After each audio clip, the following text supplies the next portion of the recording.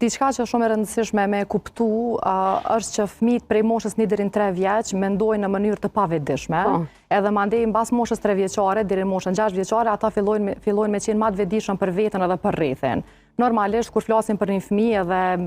për fazat cilat kalon ai fëmijë duhet ato faza me i kuptu shumë mirë. Për shembull, prej moshës 1 deri në 3 vjeç, një fëmijë i cili është tu mendu në mënyrë të pavetëdijshme, na presim prej atij fëmije gjëra tjera, pra nuk presim me qenë shumë i vetëdijshëm për shembull për rrethin, për shokët e për shoqet, ato fillojnë me i mësu ngadale.